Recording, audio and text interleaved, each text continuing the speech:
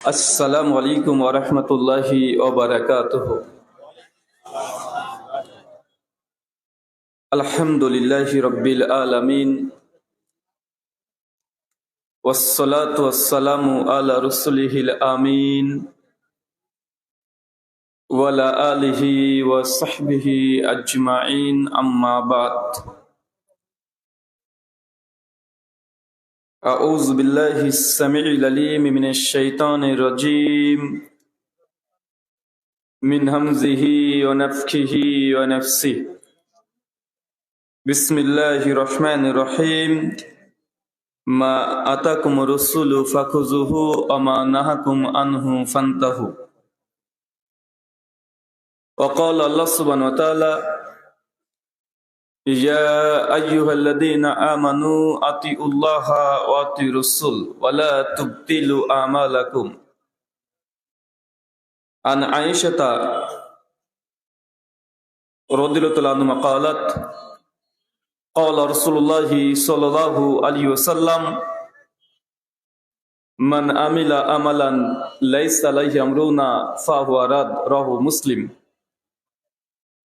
আন আব্দুল্লাহ ইবনে মাসউদিন রাদিয়াল্লাহু আনহু قال قال رسول الله صلى الله عليه وسلم ليس من شيء يقربكم على الجنة وبعيدكم من النار إلا قد أمرتكم به, رواه شعب الإيمان للبيهقي, ইসনাদুহু সহিহ। সমস্ত প্রশংসা সেই মহান সত্তা আল্লাহ সুবহানাহু ওয়া তাআলার জন্য। কে কথা বলছে ভাই? পরে টাকা পয়সা গুনেন অথবা নীরবতা অবলম্বন করে টাকা পয়সা হলে গণনা করেন। যিনি আমাদের সৃষ্টি করেছেন, শুধু সৃষ্টি নয়, এই পৃথিবীতে সহস্র কোটি মাখলুকাত সৃষ্টি করার পরেও যিনি আমাদের এই মানব জাতিকে সর্বশ্রেষ্ঠ জাতি, সর্বশ্রেষ্ঠ মাখলুকাত এবং সর্বশ্রেষ্ঠ নবী মুহাম্মদে আরবি সাল্লাল্লাহু আলাইহি ওয়াসাল্লামের উম্মত হিসেবে প্রেরণ করেছেন, সেই মহান সত্তা আল্লাহ সুবহানাহু ওয়া তাআলার সংক্ষিপ্ত শুকরিয়া সুজুদ আদায় করি তার নিজেরই শেখানো ভাষা দিয়ে। সকলে এক বাক্যে পড়ি আলহামদুলিল্লাহ। বিষয়ে গুরুত্বপূর্ণ আলোচনা হবে। আলোচ্য বিষয়, যে আমলে জান্নাতে ঘর পাওয়া যায়। কি বললাম বলেন তো? যে আমলে জান্নাতে ঘর পাওয়া যায়। আলোচনার বিষয় থেকে বোঝা যায় যে জান্নাতে যারা প্রবেশ করবে তাদের একটা ঘরের প্রয়োজন আছে, এবং আল্লাহ সুবহানাহু ওয়া তাআলা এমন কিছু ইবাদত তথা এমন কিছু আমল তিনি রেখেছেন, যে আমল যদি আমরা করতে পারি সে আমলের কারণে আল্লাহ সুবহানাহু ওয়া তাআলা আমাদেরকে জান্নাতে ঘর দেবেন। আহলুল হাদিস সমাজে সাধারণত দেখা যায় যে আমরা শিরক এবং বিদআতের ব্যাপারে খুব কট্টর।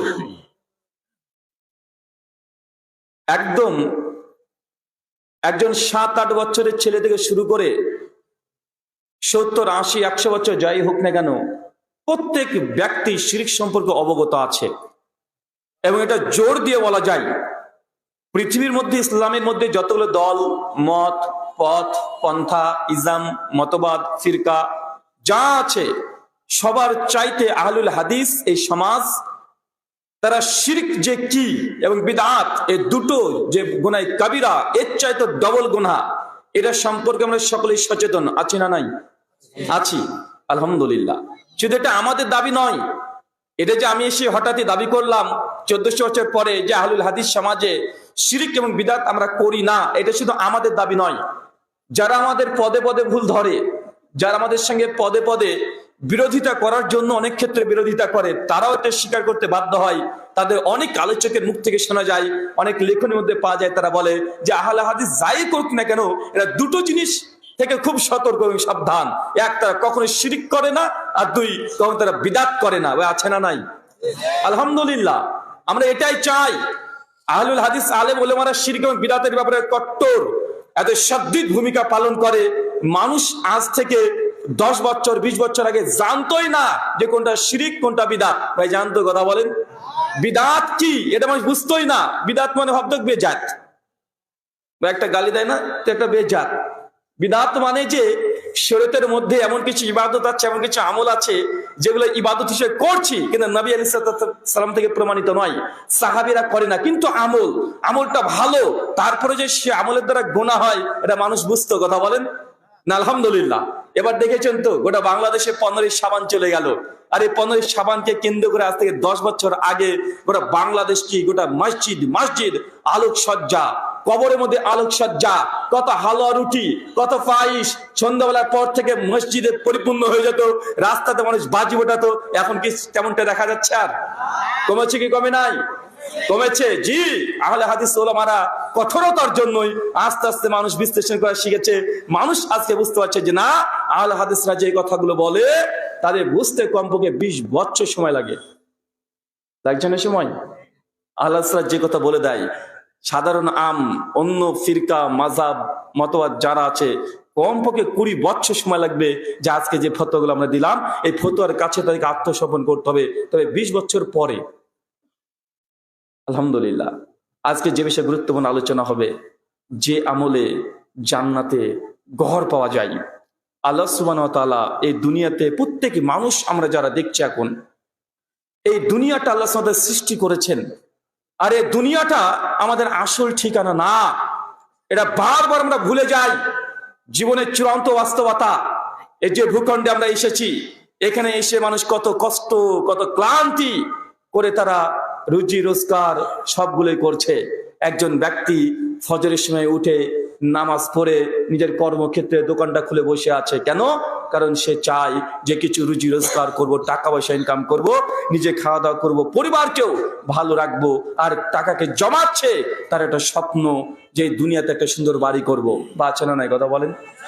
প্রত্যেক মানুষের স্বপ্ন, ফিতরাত, যে বাড়িতে থাকবো যেন খুব সুন্দর হয়, একটা রাজপ্রাসাদ তৈরি করবো। একটা ছোট্ট শিশুকে যার 8, 9, 10 বছর বয়স, আপনি নিজের কথা আপনি চিন্তা করে দেখেন, যখন আপনি রাস্তাতে ছোটবেলাতে যেতেন, যখন আপনি রাস্তাতে চলাচল করতেন, সেই সময় বাবাকে আপনি কতদিন বলেছেন যে বাবা আমাদের ওরকম বাড়ি কবে হবে, একটা আমাদের অত বড় একটা বাড়ি তৈরি করবে কবে? ভাই আমরা আবদার করতাম কি করতাম না? করতাম। এটা মানুষের ফিতরাত, যে মানুষ ভালো থাকবে, ভালো বাসস্থান সে চায়, এটা মানুষের অন্তর ছোট কাল থেকে হৃদয় এটাই চায়। তবে দুনিয়া এটা সামান্য কয়েকদিনের জন্য আমরা প্রত্যেকে এসেছি মুসাফির হিসাবে। কি হিসাবে? মুসাফির। আমার বাড়ি ভারত, বাংলাদেশে আমি এসেছি শুধুমাত্র আলোচনার করার কারণে, তাই আমি এখন মুসাফির। বাংলাদেশের মানুষ এত ভালোবাসে আমাকে, এত ভালোবাসে, এটা শব্দের ঝংকার দিয়ে প্রকাশ করা সম্ভব নয়।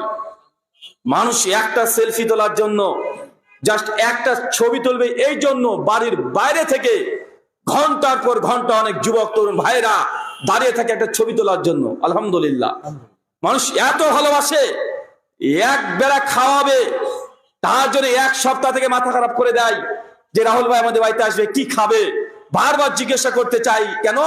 আমাকে তারা ভালোবাসে এই জন্য।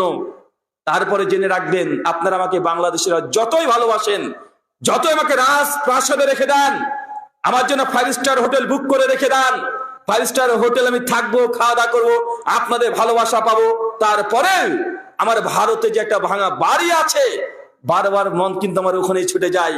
আছে না নাই? কথা বলেন। আছে। মানুষের ফিতরাত।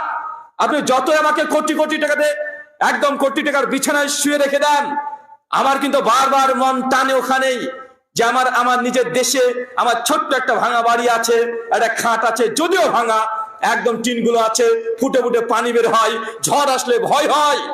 তারপরে কিন্তু এই ভাঙা খাটে আর এই বিছানাতে শোয়ার জন্য প্রত্যেকটা মানুষের মনে একটা ছটপটানি ধরে যায়। আছে না নাই?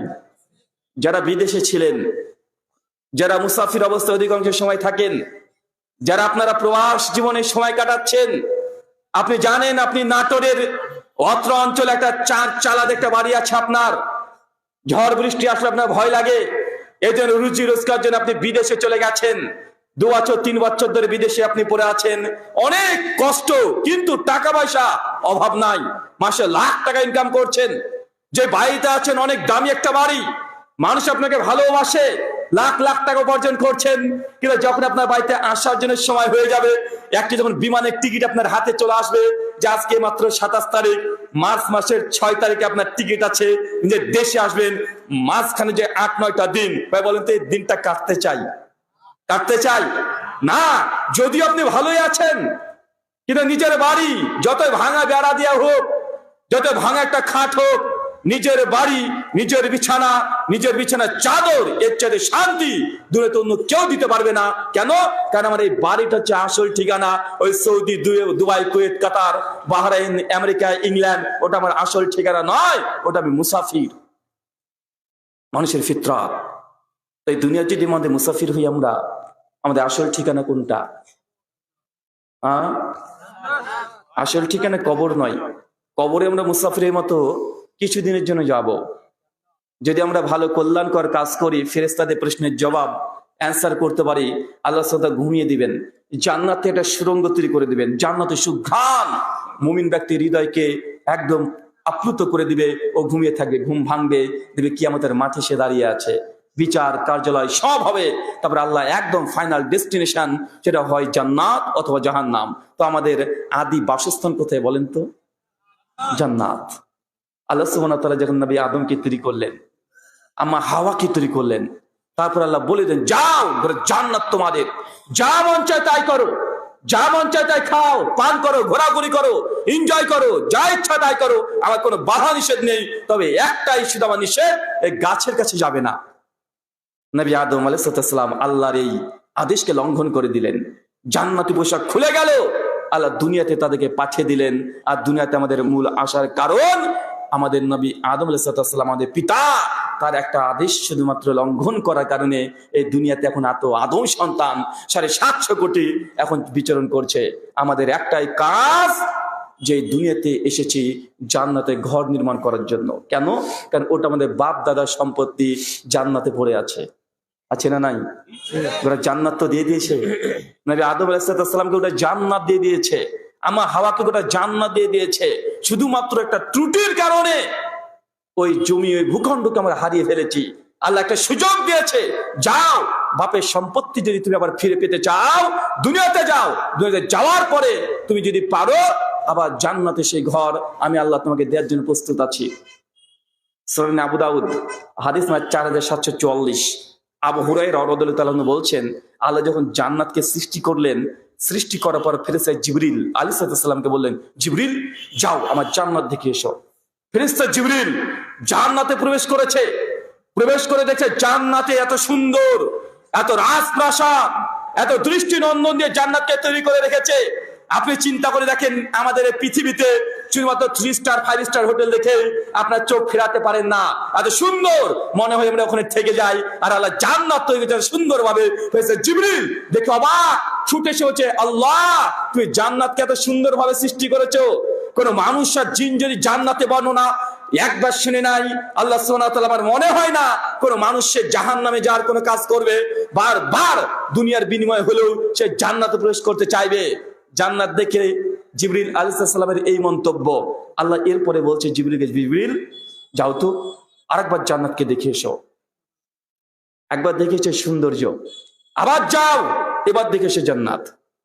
জান্নাতে প্রবেশ করেছে, প্রবেশ করার পর দেখছে জান্নাতের চতুর্দিক চারিপাশ আল্লাহ ঘিরে দিয়েছেন, একদম প্রাচীর দিয়ে ঘিরে দিয়েছে। আমরা বাড়ি ঘিরে দিই না, আমাদের যে জমি ভূখণ্ড আমরা ঘিরে দিই না, আল্লাহ সুবহানাহু ওয়া তাআলা জান্নাতকে ঘিরে দিয়েছে। জান্নাতকে ঘেরা আছে দুঃখ, কষ্ট, বেদনা আর নিয়ম নীতিমালা দিয়ে। কি দিয়ে বলেন তো চাচা? জান্নাত কি দিয়ে ঘেরা আছে? কথা বলেন, জান্নাত কি দিয়ে ঘেরা আছে? শুধুমাত্র দুঃখ, কষ্ট, বেদনা আর নিয়ম নীতি, এগুলো দিয়ে জান্নাত ঘেরা। মানে জান্নাত যদি যেতে চান, এই দুনিয়াতে দুঃখ পেতে হবে, এই দুনিয়াতে কষ্ট পেতে হবে। কারণ গোটা বিশ্ব জগৎ, যা সৃষ্টি জগৎ দেখছেন, সবাই নিজের সুবিধার জন্য তারা কার্যকলাপ করে থাকে। এই দুনিয়ায় আপনাকে দুঃখ দেবে, এই দুনিয়া আপনাকে কষ্ট দেবে। মা তার সন্তানকে কষ্ট দেয়, সন্তান তার মাকে কষ্ট দেয়, আছে না নাই? কথা বলেন, আছে। এই দুনিয়াটা শুধু দুঃখ কষ্ট এটা পাওয়ার জন্য আপনি এসেছেন, আর গোটা দুনিয়াটা আর জান্নাত কালা ঘিরে দিয়েছেন নিয়ম নীতিমালা দিয়ে। এখন বুঝতে পারছেন না জান্নাত তোমার নিয়ম নীতি দিয়ে ঘেরা। আমরা তো পৃথিবীতে ইট ঢেল পাথর দিয়ে আমরা প্রাচীর দিই, আর জান্নাত ঘেরা আছে কি দিয়ে? নিয়ম নীতিমালা দিয়ে। দেখবেন জান্নাত কেমন নিয়ম নীতি দিয়ে ঘেরা আছে। মুসলমান যখন নিজেকে দাবি করছেন, মুসলিম তো আরবি শব্দ, এ বাংলা যদি শরীয়ত অর্থ করেন মুসলিম মানে যে ব্যক্তি মহান সত্তা আল্লাহর কাছে নিজের যাবতীয় ইচ্ছা, সমস্ত ইচ্ছা আল্লাহর কাছে সমর্পণ করে দেয়। যখন সমস্ত ইচ্ছা আপনি সমর্পণ করে দিচ্ছেন, আপনার কোন ইচ্ছা চলবে? আর কথা বলেন, কোন ইচ্ছা চলবে না? যে ব্যক্তি নিজের সমস্ত ইচ্ছাকে আল্লাহর কাছে সমর্পণ করে দেয়, এর নাম হচ্ছে মুসলমান, এর নাম হচ্ছে মুসলিম। নিজের ইচ্ছা ইসলামে চলে না। যে নিজের ইচ্ছা মতো চলতে চান, আপনি প্রকৃতপক্ষে এখন মুসলমান, এখন মুসলিম মুমিন আপনি হতে পারেননি। আর মুসলিম মানে পায়ের একটা ধাপ নিজের ইচ্ছে মতো ফেলা যায় না। ফেলতে পারবেন? এই পাটাকে মুসলিম বানাতে হবে কি হবে না? হাতের প্রত্যেকটা আঙ্গুল থেকে শুরু করে পায়ের নখ পর্যন্ত মুসলমান তৈরি করতে হয়। মাথার চুল থেকে শুরু করে এই বগলের নিচে যে পশমগুলো আছে, অবাঞ্ছিত যে চুলগুলো আছে, এগুলোকে মুসলিম বানাতে হয়। কেন? ওই যে আল্লাহ নবী বলছেন যে মানুষের ফিতরাতের মধ্যে কমপক্ষে 5টা ফিতরা প্রত্যেক নবী রাসূলের মধ্যে ছিল। আর আম্মা জান আয়েশা বলছে 10টা, ইবনে আব্বাসের বর্ণনা আছে 5টা। সহিহ বুখারী 5892 নম্বর হাদিস। তার মধ্যে এক, যে দাড়িটাকে বড় রাখতে হবে, গোঁফটাকে ছোট করতে হবে, আর গোপন যে অবাঞ্ছিত যেসব লোম পশম গুলো আছে এগুলো কেটে ফেলতে হবে। ঊর্ধ্বটান 40 দিন। এখন 40 দিন যদি পার করে ফেলেন, 60 দিন করছেন, 3 মাস করছেন, তাহলে আপনার শরীরের এই পশম গুলো কি মুসলমান আছে? এখন পায়ে নখ কাটতে হবে, হাতে নখকে বড় রাখা যাবে না। রাখতে পারবেন? কথা বলেন। অনেক মেয়েরা আছে না, এত বড় বড় কুকুরের সমান সমান নখ রেখে দেয়, আছে না নাই? কথা বলেন। অনেক মেয়েরা আছে না, মানে নখের উপরে কত ডিজাইন, নখের উপরে অর্ধেক লাল কালার নখের নেল পালিশ দিয়েছে, আর অর্ধেক দিয়েছে কালো, এটা নাকি ডিজাইন। কত বদমাস! নখ রাখ, মানে নখ যে রাখবে, আরে বড় বড় নখ হচ্ছে কুকুরের হয়, শিয়ালের হয়, হিংস্র প্রাণীর হয়। তুমি এত সুন্দর একটা মেয়ে, আল্লাহ তোমাকে সৃষ্টি করছে অনেক সুন্দর ভাবে, তো তোমার কেন এই অবস্থা? আছে না নাই? কথা বলেন। প্রত্যেকটা জিনিসকে মুসলমান বানাতে হয়। মুসলমান যখন নিজেকে দাবি করবে, নিজের একটা পায়ে ধাপ নিজের ইচ্ছে মতো ফেলা যায় না। দেখেন কয়েকটা প্রমাণ দিই। চাচা যখন বাথরুম পায়খানা করে ঢোকেন, কোন পাকে ঢোকাতে হয়? বাম পা। যখন বের হবেন ডান পা। দেখেন এটা মুসলমান পা। হিন্দুদের জন্য লাগবে না। আপনি যে খ্রিস্টান হন, বাথরুমে ঢোকার দরকার যা ইচ্ছা তাই করেন, দিগ্বাজিতে ঢুকে পড়েন, সমস্যা নাই। কিন্তু মুসলমান ও ডান পাকে দিতে পারবে না, বাম পা আগে দিতে হবে। আছে না নাই? কথা বলেন। আবার উল্টে যাবে এখনই। যখন মসজিদে প্রবেশ করবেন, কোন পা আগে ঢুকবে? ডান পা। উল্টে গিয়েছে কি যায় নাই? বাথরুমে বাম পা আগে আর ডান পা পরে, মসজিদে আবার ডান পা আগে আর বাম পা পরে। এটা হচ্ছে মুসলমানের পা। নিজের ইচ্ছে মতো চলে না। কেন? মুসলিম আল্লাহর কাছে সমর্পণ করে দিয়েছেন। নিজের চোখ থেকে শুরু করে পায়ের নখ পর্যন্ত একটাও নিজের ইচ্ছে মতো কোনো কার্যকলাপ করতে পারবেন না। এটার নামে মুসলিম। আল্লাহ নবী হঠাৎই একদিন বলছে, খবরদার সাহাবী আমার, তোমরা কেউ রাস্তায় বসবে না। সাহাবীর অবাক, ইয়া রাসূলুল্লাহ বলেন কি রাস্তাতে বসবো না? মানে রাস্তাতে না বসলে তো হয় না। ব্যবসা বাণিজ্য অর্থ আদান প্রদান সবকিছু রাস্তায়, আর রাস্তায় বসতে নিষেধ করছেন আল্লাহর নবী। এটা আমাদের জন্য ভারী হয়ে যাচ্ছে, কঠিন হয়ে যাচ্ছে। আল্লাহ বলছে রাস্তায় বসো না। বসতে যদি হয় রাস্তার হক আদায় করো। আবার অবাক, রাস্তার হক? বাবার হক আছে এটা জানি আমরা, মায়ের হক আছে এটাও জানি, স্বামী স্ত্রীর হক আছে আমরা এটা শুনেছি, প্রতিবেশীর হক আছে এটা আমরা জানি। রাস্তা তো জড় পদার্থ, ইট ঢেল পাথর এগুলো দিয়ে তৈরি। রাস্তার আবার কি হক? রাস্তা আবার আমাদের কাছ থেকে কি চাই? রাস্তাকে কিভাবে সম্মান করতে হবে? নবী যে বলছে রাস্তায় বসো না, বসতে যদি চাও রাস্তার হক আদায় করো। এই কথা বলে আল্লাহ নবী বলছেন রাস্তার হক হচ্ছে, রাস্তাতে যদি কোনো উঁচু নিচু জায়গা থাকে, ক্ষতিকর কোনো পদার্থ পড়ে থাকে, এলাকার মানুষ মুসলমান, আপনার দাবি হচ্ছে এইটা, রাস্তাকে পরিষ্কার পরিচ্ছন্ন করতে হবে, কোনো খারাপ ক্ষতিকর কোনো জিনিস রাখা যাবে না, পরিষ্কার করতে হবে। এটা রাস্তার হক। যদি পরিষ্কার করতে না পারেন, রাস্তায় চলাচল আপনার জন্য নিষেধ, আপনি পারবেন না। এটা ইসলাম। এটা কার হক? রাস্তার হক। আশ্চর্য, চিন্তা করেন, আপনি তো সম্পূর্ণ 180 ডিগ্রি উল্টো। এলাকার যুব সমাজ, তরুণ সমাজ যারা আছে, অত্র অঞ্চলের সামনে বর্ষার সময় আসবে, কয়েক মাস পরে বর্ষা চলে আসছে, সেই সময় ঝড় বৃষ্টি বাদল অনেক কিছু হবে। ঝড়ের কারণে যদি একটা গাছের ডাল রাস্তাতে পড়ে, যে রাস্তাটা বন্ধ হয়ে যায়, রাত 12টা হোক আর 2টা হোক, গ্রামের যুব সমাজ তরুণদেরকে ওই রাত্রে উঠে রাস্তাকে পরিষ্কার পরিচ্ছন্ন করে গাছগুলোকে সরিয়ে দিতে হবে, যে মানুষের কোনো অসুবিধা না হয়। এটা রাস্তার হক, যেটা আদায় করতে না পারেন, রাস্তায় বসা আপনার জন্য জায়েজ নয়। এটা হচ্ছে ইসলাম। পৃথিবীর অন্য কোনো ধর্মে পাবেন এত সুন্দর? পাবেন না। আপনাদের তো উল্টো করেন আপনারা। দেখা যাচ্ছে এই পাড়ার কিছু মানুষের সঙ্গে এই পাড়ার কিছু মানুষের একটু ঝামেলা হয়ে গেছে, যে কোনো বিষয় নিয়ে ঝামেলা হয়েছে, আর আপনি বলে দিচ্ছেন তুই তো আমার বাড়ির সামনে দিয়ে যাবি রে, রাস্তা তুই যাস কেউ দেখবো। আপনি সঙ্গে সঙ্গে রাস্তা বেড়াতে ঘিরে দিয়েছেন। আচ্ছা না নাই কথা বলেন? মানুষের চলাচলের রাস্তা যদি বেড়াতে যদি আপনি ঘিরে দেন, রাস্তার হক নষ্ট করছেন। রাস্তার হক নষ্ট করার কারণে জমি যতই আপনার হোক না কেন, আপনি গুনাহগার, পাপিষ্ঠ। জান্নাত ঘেরাচ্ছে নিয়ম নীতি দিয়ে, রাস্তা আপনি ঘিরে দিতে পারবেন না যে রাস্তা দিয়ে মানুষ চলাচল করে।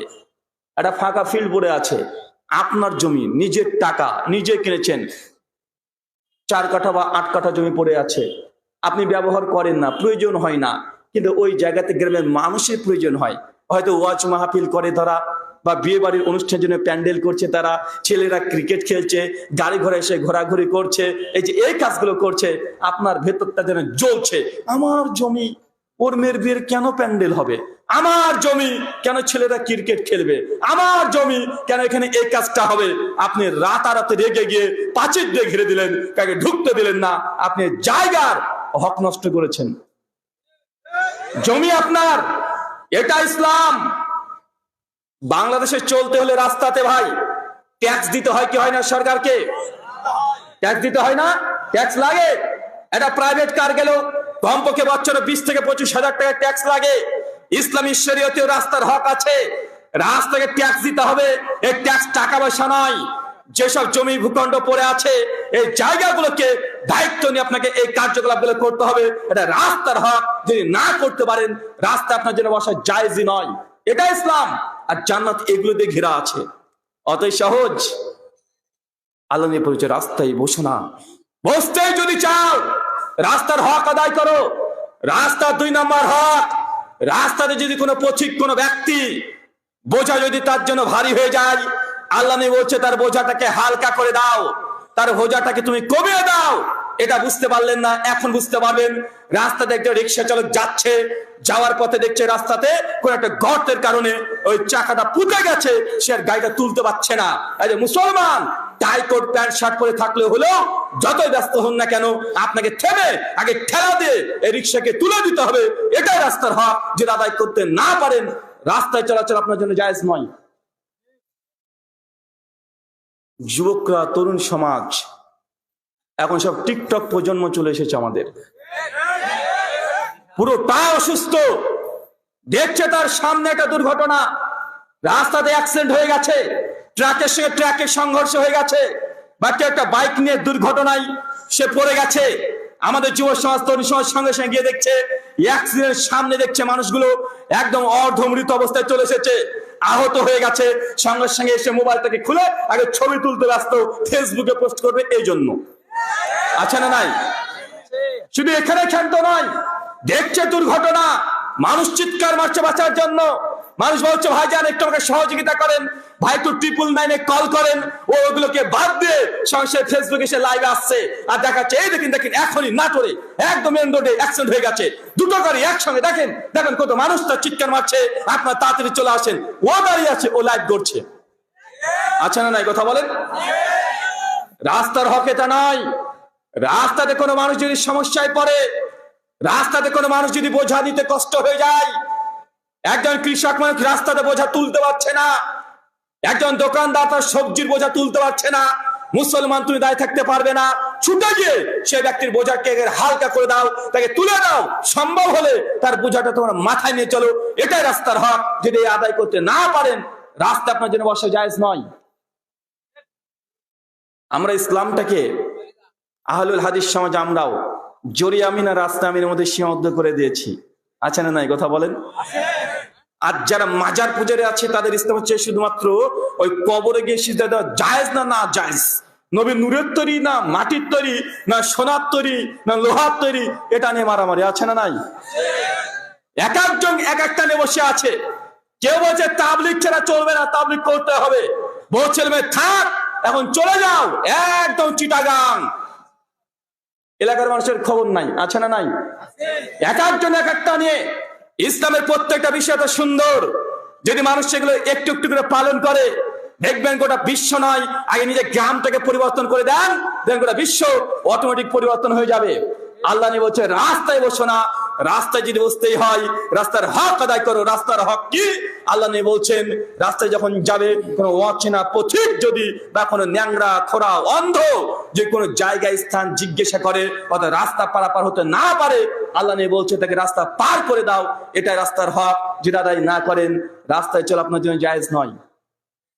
কমপক্ষে 20 খানা রাস্তার হক আছে, 20 খানা রাস্তার হক আছে, কত আদায় করছেন?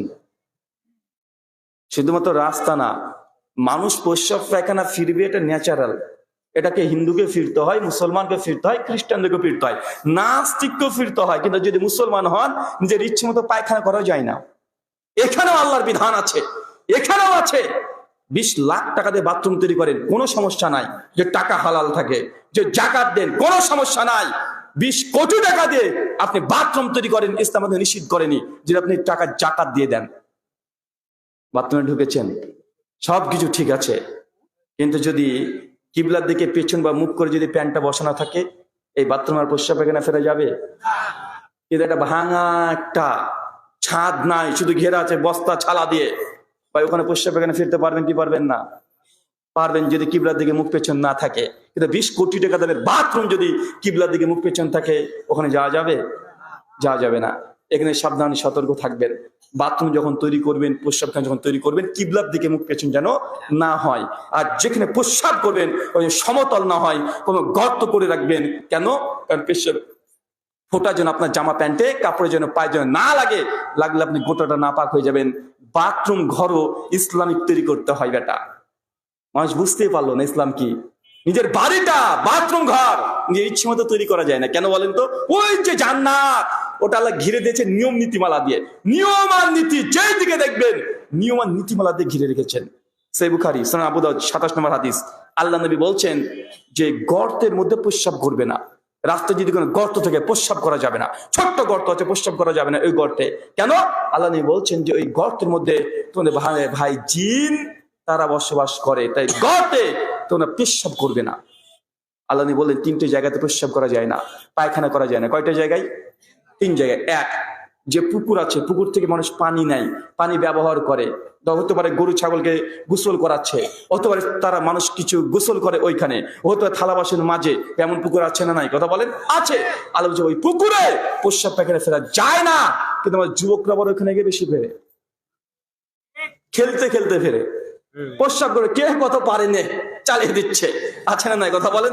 মানে এত বদমাস, মানে নবী যেটা নিষেধ করেছে ওরা ইয়ার্কি করে ফাজলামি করে ওটাই করছে, আছে না ভাইজান? ব্রিজের উপরে দাঁড়িয়ে দেখছি, কিছুদিন আগে ঢাকাতে গিয়েছিলাম, ওই জায়গাটার নাম কি জানো? ঢাকাতে দেখছি আর কোন জায়গা পাচ্ছে না, ব্রিজে দাঁড়িয়ে নিচে প্রস্রাব করছে। ভাই এমন যুবকরা আছে না নাই? আছে। আল্লাহ বলছে যে পানি ব্যবহার করে মানুষ, ব্যবহারযোগ্য পানি, আবদ্ধ পুকুরে প্রস্রাব পায়খানা ফেরা যাবে না। 2, কোন মাঠ ক্ষেত খামারে যে গাছের নিচে মানুষ আশ্রয় নাই। অনেক কৃষক আছে দেখবেন মাঠে প্রচন্ড রোদে তারা উত্তাপে তারা কাজকর্ম করছে, দুপুরবেলায় এসে গাছে আশ্রয় নাই, খাওয়া দাওয়া করে। আল্লাহ বলছেন এই গাছের নিচে প্রস্রাব পায়খানা ফেরা যাবে না। 3, যে রাস্তার মানুষ চলাচল করে প্রস্রাব পায়খানা ফেরা যাবে না। আপনাকে শুধু প্রস্রাব পায়খানা যে নিয়ম বলি, নীতিমালা বলি, কমপক্ষে আরো 20 খানা বলা যাবে। আমরা আলোচনাকে সংক্ষিপ্ত করলাম। আল্লাহ নবী ওই যে বলছে জান্নাত কালা ঘিরে দিয়েছে নিয়ম আর নীতিমালা দিয়ে। এখন কি বুঝতে পারছেন জান্নাত কি দিয়ে ঘেরা? এই যে নিয়ম নীতি। এরপরে আল্লাহ সুবহানাহু ওয়া তাআলা জাহান্নাম তৈরি করলেন। সৃষ্টি করার পরে ফেরেশতা জিবরিলকে বলছে, ফেরেশতা জিবরিল যাও জান্নাত দেখে আসলে, এবার জাহান্নামে দেখে এসো তুমি একবার।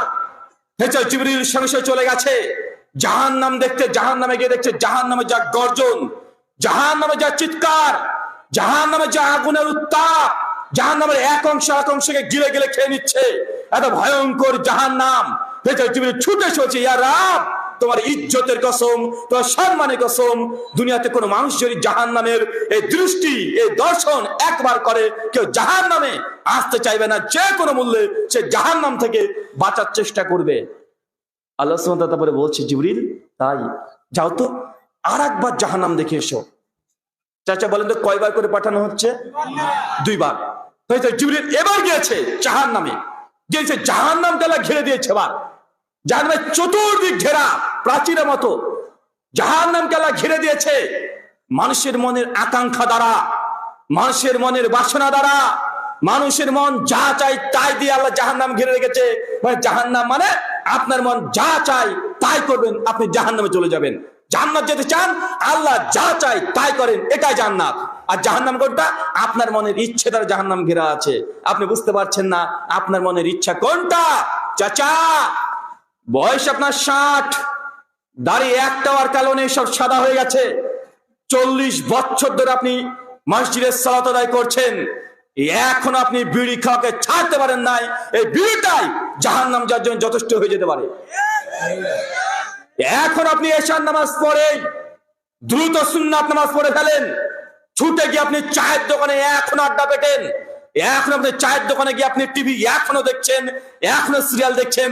জেনে রাখবেন এই ছোট্ট একটা অপরাধের কারণে আপনি জাহান্নামে যাওয়ার জন্য যথেষ্ট হতে পারে। জাহান্নাম ঘেরা আছে মনের বাসনা দ্বারা। মন যা চায় তাই করবেন, এটার নামে জাহান্নাম। এখন আপনার মন যেটা চায়, দেখবেন অধিকাংশ ক্ষেত্রে মানুষ ভালো চায় না, মানে উল্টোটাই মানুষ বেশি চায়।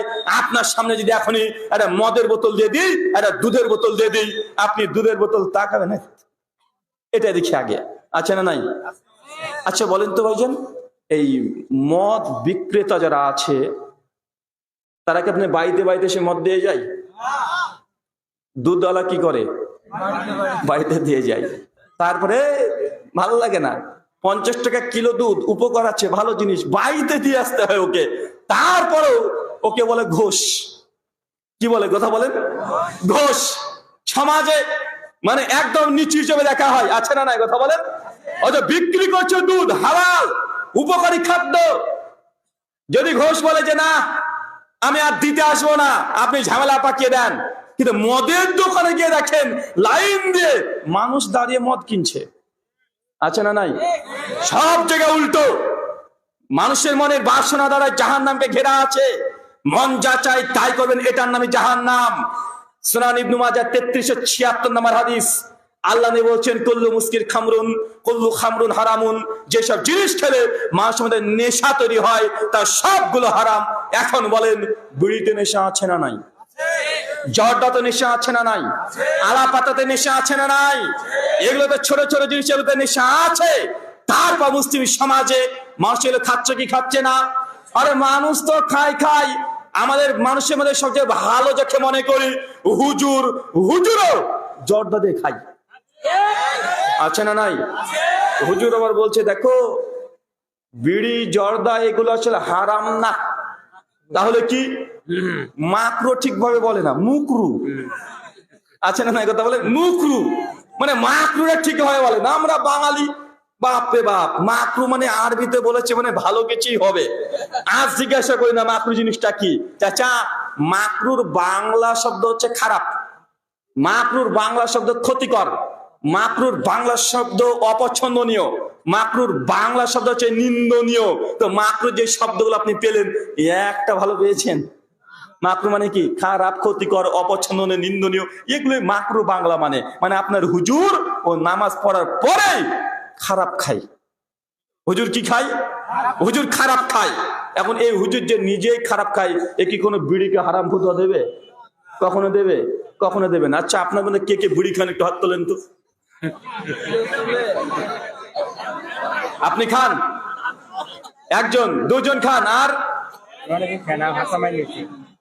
মাশাআল্লাহ 2 জন আপনারা খান। মানে এরা সৎ মানুষ। মসজিদের ভেতরে যদি নিজের গুনাহটাকে স্বীকার করে নেয়, তার মানে এর অন্তর অন্য মানুষের মতো জটিল না। 2 ভাই যারা হাত তুলেছেন, হাত তোলেন, আরেকবার হাত তোলেন। ইনশাআল্লাহ বলেন, আজ থেকে আর খাবো না, ইনশাআল্লাহ আর খাবো না।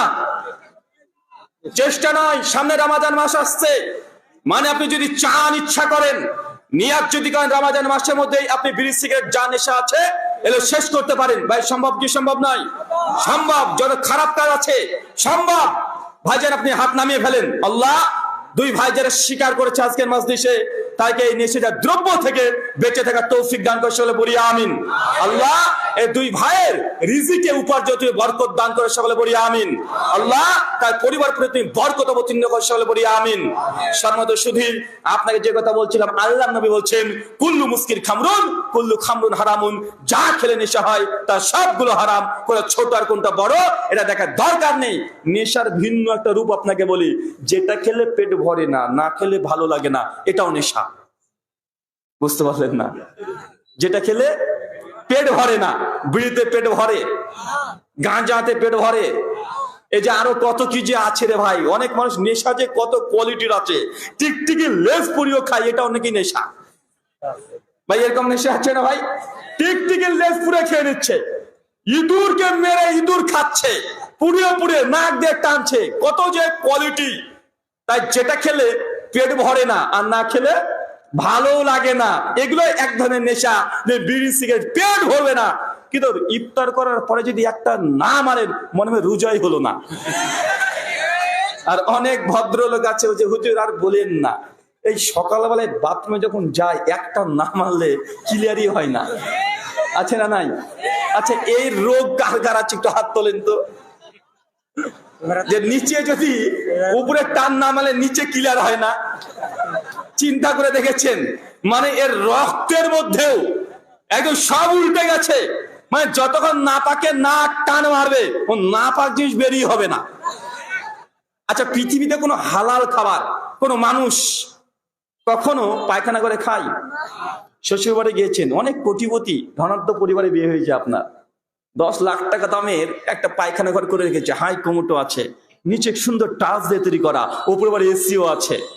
কথা বুঝতে পারছেন? শ্বশুর ঘরে মানে বাড়িতে গিয়েছেন, পায়খানা করতে ঢুকেছেন, আপনার 5টা 20 মিনিটে হয়তো ট্রেন আছে, 5টা 16 বেজে গেছে, বাড়িতে আছেন, পায়খানা চাপিয়েছে, খাওয়াও হয়নি এখনো। কোনটাকে করবেন? আগে যাই পায়খানাতে যাই। আর আপনার বুদ্ধিমতী স্ত্রী, ও তো অনেক বুদ্ধিমানও, ও করেছে কি যে আমার স্বামী না খেয়ে যাবে, আচ্ছা এক কাজ করো, পায়খানা ঘরে ঢুকে পড়েছে যেহেতু, ও নাটোরের কাঁচা রসগোল্লা, একদম দামিটা, ডুপ্লিকেট না, একদম কাঁচা রসগোল্লা নিয়ে বাথরুমের তল দিয়ে ঢুকে বলছে তাড়াতাড়ি খেয়ে নাও।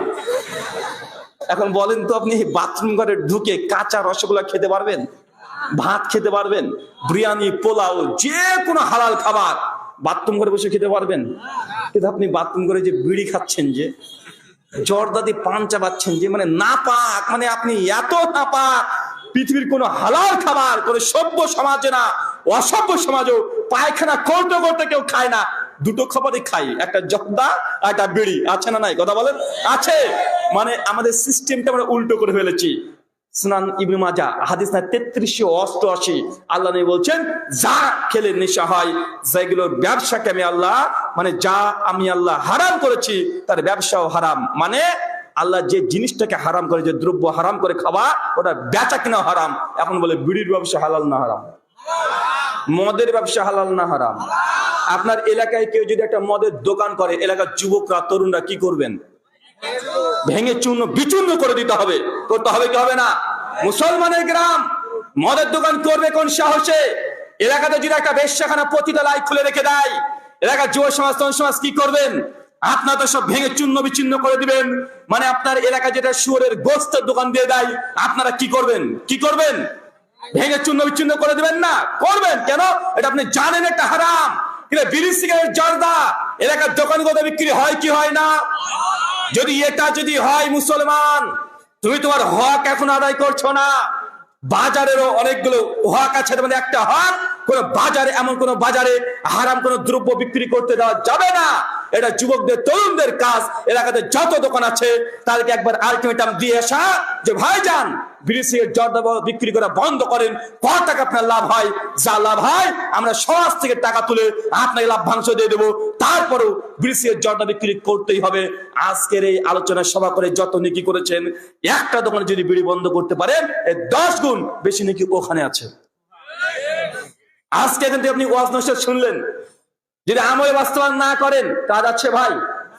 কিন্তু আপনি যদি একটা দোকানের যদি বিড়ি সিগারেট বন্ধ করতে পারেন, হয় তাকে বুঝিয়ে করেন, অথবা টাকা দিয়ে করেন, অথবা বলেন তাকে বুঝান ইসলামী শরিয়াত যে ভাইজান আজকে আপনি এইসব জিনিসগুলো বিক্রি করছেন, মানুষ ক্ষতিগ্রস্ত হচ্ছে। আপনাকে আমি একটা শুধু উপমা দিই, বাংলাদেশের ইনকিলাব পত্রিকায় 2018-তে একটা রিপোর্ট পেশ করেছে, বাংলাদেশের 43% মানুষ নেশা করে। কত পার্সেন্ট? হয় কেউ বিড়ি খাই, কেউ জর্দা খাই, কেউ পান খাই, কেউ মদ খাই, কেউ ফেন্সিডিল খাই, কিছু না কিছু খাই। 43% মানুষ। বাংলাদেশের মানুষ কত কোটি? লগভগ 18 কোটি। 43% করলে কত হবে? কমপক্ষে 8 কোটি, তাই তো? 50% করলে হয় 9 কোটি। 43% মানে 8 কোটি। পরিসংখ্যান বলছে, বাংলাদেশের অ্যাকাউন্টেন্টস বলছে যে প্রতিদিন যারা নেশা করে, ছোট নেশাখোরের কমপক্ষে প্রতিদিন 100 টাকা খরচ হয়েছে। কত টাকা? 100 টাকা। আর যারা বড় নেশাখোর, যারা 5 স্টার হোটেলে গিয়ে মদ পান করছে, বন্ধুদেরকে নিয়ে মদ পান করছে, আফিং খাচ্ছে, গাঁজা খাচ্ছে, হিরোইন খাচ্ছে, ফেন্সিডিল, কোরেক্স, এগুলো যারা খাচ্ছে তাদের কমপক্ষে 1000 টাকা খরচ আছে। যদি আপনি এটাকে অঙ্কের ভাষাতে যদি সমতল করে নেন তো গড় করেন প্রতিদিন নেশার পেছনে একটা মানুষ 100 টাকা খরচ করে। কত টাকা? 100 টাকা। এখন আপনি একটা হিসাব করেন তো, বাংলাদেশে কত কোটি মানুষ নেশা করে? 8 কোটি। একজন মানুষ কত টাকা নেশার পেছনে দিচ্ছে? 100 টাকা। তো 100 ইন্টু 8 কোটি সমান সমান কত টাকা? কত টাকা? 800 কোটি টাকা। এটা এক বছরে নয়, একদিনে বাংলাদেশ থেকে 800 কোটি টাকা শুধুমাত্র অপচয়, ধোঁয়া তুলে দিয়ে ছেড়ে দিচ্ছেন। মদ খেয়ে কোনো উপকার নেই, পায়খানা করে সব শেষ। 800 কোটি টাকা বাংলাদেশ থেকে প্রতিদিন যদি নেশার পেছনে দিয়ে দেয় তো বাংলাদেশের চিনির দাম 160 টাকা হবে না তো আমার দেশে হবে 45 টাকা চিনি বাজে, 45 টাকায়। আপনার কত দিয়ে কিনছেন? 160 টাকা, 140 টাকা। চিন্তা করেছেন? কারণ আপনার তো নেশাতে প্রতিদিন 800 কোটি টাকা নষ্ট করছেন। টাকা আপনার অপচয় করছেন। যত অপচয় করছেন আপনার দেশের টাকার মান তত আস্তে আস্তে কমে যাচ্ছে। যত অপচয় করবেন, অপব্যবহার করবেন, প্রত্যেকটা মানুষের উপরে এই টাকার একটা ঋণ আপনার কাঁধে এসে পড়ে যাবে। আপনি চলে যান আমাদের ভারতে, মাত্র 25 টাকা কেজি পেঁয়াজ আপনি কত টাকায় পান? 140। মাঝে মধ্যে তো 300-400 টাকা হয়ে যায়। মাঝে মধ্যে পেঁয়াজ ছাড়াও খেতে আপনাকে বলা হয়। আমার দেশে 40 টাকার উপরে পেঁয়াজের দাম কখনোই উঠে না। মানে আপনার এখানে 400, আমার এখানে মাত্র 25। গরুর গোস্ত কত কেজি ভাই? 700। আমাদের 160 থেকে 220 এর উপরে আপ ডাউন করে সব সময়। মোদিজি আসার পরে গরুর গোস্তের দাম বাড়িয়ে দিয়েছে বেচারা। মোদিজি যখন ছিল না তখন গরুর মাংস পাওয়া যেত 120 টাকাতে। মোদিজি এসে এখন গরুর মাংস ট্যাক্স চাপিয়েছে। খাবি কত খা, মানে আমি খাবো, মোদিজি টাকা পাবে। এখন 220 টাকা করে দিয়েছে। কথা কি বুঝতে পারছেন? মানে আপনার যে অপচয় করছেন, অর্থনৈতিক ক্ষতি, এত ভয়ঙ্কর ক্ষতি, যেগুলো কোনো উপকার নাই, শুধু ক্ষতি আর ক্ষতি। আছে না নাই? কথা বলেন। বাস্তব দেখতে পাচ্ছেন। 800 কোটি না হলেও কমপক্ষে 500 কোটি টাকা বাংলাদেশের নেশার পেছনে মানুষ যদি শেষ করে দেয় তো বাংলাদেশের মানুষগুলো এখন দরিদ্র হবে না তো কে হবে? এলাকার যুবকদের কাজ, তরুণদের কাজ এই জালসা করা বাদ দিয়ে দাও। যদি দোকানে বিড়ি সিগারেট জর্দা বিক্রি করতে বন্ধ করতে না পারো, এই ওয়াজ মাহফিল করে লাভ নাই। এগুলোকে আগে বন্ধ করতে হবে। এটাই অনেক বড় কাজ। আল্লাহ সুবহানাহু ওয়া তাআলা যুবকদের, তরুণদের হৃদয়ে তোমার এই কথাগুলো, ইসলামী শরীয়তকে ভালোবাসার মতো অন্তর জাগিয়ে দাও। সকলে পড়ি আমিন। সম্মানিত শুধু আল্লাহ নবী বলছেন জাহান্নামকে ঘেরা আছে নিজের মনের বাসনা দ্বারা, মনের কামনা দ্বারা। মন যা চায় তাই করো, এটার নামে জাহান্নাম। সহিহ বুখারী কিতাবুন নিকাহ হাদিস নাম্বার 5063 আল্লাহ নবী বলছেন আর নিকাহু মিনাস সুন্নতি ফামান রাগিবা আন সুন্নতি ফালাইসা মিন্নি। বিয়ে করা হচ্ছে আমার সুন্নাত। যাদের সামর্থ্য আছে তারপরও বিয়ে করছে না সুন্নতি তরিকায়, ফালাইসা মিন্নি, তারা আমাদের দলভুক্ত না। চাচা, বিয়ে করা ইবাদত কি ইবাদত নয়? বিয়ে করা যদি ইবাদত হয় এটা আপনার ইচ্ছায় করতে হবে না আল্লাহর ইচ্ছায় করতে হবে? যদি আল্লাহর ইচ্ছাতে বিয়ে যদি করতে হয়, আপনারা মেয়েটার বিয়ে দিচ্ছেন ভালো কথা, কিন্তু মেয়েটাকে বিয়ে দেওয়ার আগে 3 দিন থেকে আপনার বাড়িতে ডিজে, গান, নাচ বাজছে। এটা কিসের কারণ? কথা বলেন। বিয়েটা যদি ইবাদত হয়, বিয়ে 3 দিন আগে থেকে ডিজে বাজছে, গান, বাদ্যযন্ত্র বাজছে। আর আধুনিক যুব সমাজ, তরুণ সমাজ এরা তো আরো হাই লেভেলে চলে গেছে। বিয়ের আগে একটা পার্টি দিচ্ছে, কি ব্যাচেলার পার্টি, আছে না নাই? মানে কাল থেকে বিয়ে হয়ে যাচ্ছে, আর ভাই কিছু করা নেই, ব্যাচেলার পার্টি চলছে। মানে তুমি বিয়ে করতে যাচ্ছ, আগে আল্লাহকে নারাজ করে দিচ্ছ, আল্লাহকে অখুশি করে দিচ্ছ। বিয়ে তুমি আল্লাহর ইচ্ছাই করছো না, বিয়ে করছে মনের বাসনা দিয়ে। বিয়ে তো জীবনে একবার করব, এনজয় করছেন, ভোগ করছেন বিয়েটাকে, যে রাখবেন আল্লাহকে বেজার করে যদি বিয়ে করেন, এই বিয়ে আল্লাহ খুশি যদি না হয়, এই বিয়ে 4 বছর পরে তালাক। তালাক বাড়ছে না ভাইজান? বিয়েতে যত ধুমধাম করছেন, বিয়ে যতই উদযাপন বেশি করছেন, বিয়েতে যত গোনা বেশি করছেন, তত বেশি তালাক হচ্ছে কি হচ্ছে না? তালাক তত বেশি হচ্ছে। মানে বউকে তালাক দিতে আপনি বাধ্য হচ্ছেন, বা বউ আপনার যে তালাক চাচ্ছে। আর কিছু কিছু বুদ্ধিমান মেয়েরাও আছে, ওরা আপনার যে তালাক চাইবে না, বলছে যা করছিস তুই কর, আমি আর একটা দেখে নিচ্ছি, ইমোর মাধ্যমে ভিডিও কলে যা ইচ্ছা তাই করছে। আল্লাহকে নারাজ করেছেন, আল্লাহকে অখুশি করেছেন, বৈবাহিক জীবনে আপনি খুশি থাকতে পারবেন না। কেন? আপনি রবকে অখুশি করে দিয়েছেন। বিয়েটা এটা ছেলে খেলা নয়। বিয়ের পরে আল্লাহ যদি হায়াত থাকে কমপক্ষে 40 থেকে 50 বছর, একটা ভয়ঙ্কর জার্নি, দীর্ঘদিন মেয়েটা কিনে আপনাকে চলতে হবে। ছেলে হবে, মেয়ে হবে, নতুন পরিবার, নতুন আত্মীয় স্বজন, সবকিছু নতুন। আর সেক্ষেত্রে আল্লাহকে যদি নারাজ করে দেন, আল্লাহর পক্ষ থেকে বরকত, রহমত, সাহায্য আপনার পরিবারে আসবে? কথা বলেন, আসবে না? আপনি তো, মেয়ের বাপ হচ্ছে সবচেয়ে বড় বদমাস। আর বদমাস কেন জানেন? মেয়ের বাপ সবসময় ভয় থাকে, আমার মেয়ের মনে বিয়ে হবে না, মেয়ের মনেই বিয়ে হবে না। এরকম ভয় আছে না নাই? তার জন্য আগে বলে দেয়, ছেলেপক্ষ যখন মেয়েকে দেখতে আসবে, ছেলেপক্ষ যা ইচ্ছা তাই বলুক, কোনো না ঝামেলা কিচ্ছু করবে না। যদি করি তাহলে হয়তো মেয়ের বিয়েটাই করবে না মেয়েটাকে, আছে না নাই? এটা সমাজের বাস্তবতা। মেয়ের যখন দেখতে আসছে, খুব ভালোভাবে বাপ জানে, মেয়ে যখন দেখতে গিয়েছে তো ছেলে গিয়েছে, ছেলের সঙ্গে 4টে বন্ধু গিয়েছে। কয়টা বন্ধু? 4টা বন্ধু। আর এই 4টা বন্ধুর মধ্যে আরো পাড়ার কিছু চাচা মুরব্বী আছে, ওরাও গিয়েছে, দাদু নানা সবাই গিয়েছে। আর মেয়ের বাপ বাড়ির বারান্দাতে মেয়েটিকে সাজিয়ে গুছিয়ে সুন্দর করে চেয়ার দিয়ে বসে রেখেছে। ওরা পাড়ার মানুষ ঘিরে বসে দেখছে, আর এদিকে 4 বন্ধু ওরা বসে আছে মেয়ের সামনে। ভাই দেখা যায় কি যায় না? তো বিয়ে কয়জন করবে রে ভাই? 4 জনে পাঁঠা কিনে আসার কি দরকার ছিল? জেনে রাখবেন, যে বিয়ের বন্ধুর বিয়েতে বন্ধুর বউ, হবু বউকে দেখতে যায়, কোন বন্ধু যদি বলে যে তোর বউকে দেখতে আমাকে নিয়ে যাস, দেখবেন এই ছেলেটা চাই টাটকা কাঁচা পাঠা। যেই দাবি করবে যে তোর বিয়েতে আমি মেয়ে দেখতে যাব, কোন বন্ধু যদি দাবি করে, যে দেখবেন এই বন্ধুটা পরবর্তী সময় বিয়ের পরে আপনার বউয়ের সঙ্গে, স্ত্রীর সঙ্গে পরকীয়াও করতে পারে। আর এর মধ্যে আবার একজন আছে পবিত্র পাপী। কে জানেন? পবিত্র পাপীর নাম সে হচ্ছে ছেলের দুলা ভাই। কে কথা বলেন? দুলা ভাই। মানে এই এত পবিত্র পাপী, যদি শালার বিয়েতে দুলা ভাইকে না বলে যে ভাই মেয়ে দেখতে যাচ্ছি, কিন্তু যদি নিয়ে না যায়, সঙ্গে সঙ্গে বলেছেন যে তোমার বাপের বাড়িতে কখনো যাবো না, তোমার ভাই বিয়ে করলো আগে বউ দেখতে নিয়ে গেল না, বউ দেখাই না এখনো, তোমার বাপের বাড়ি যাবোই না। ভাই এমন দুলা ভাই আছে না নাই? এই মাল হচ্ছে পবিত্র পাপী।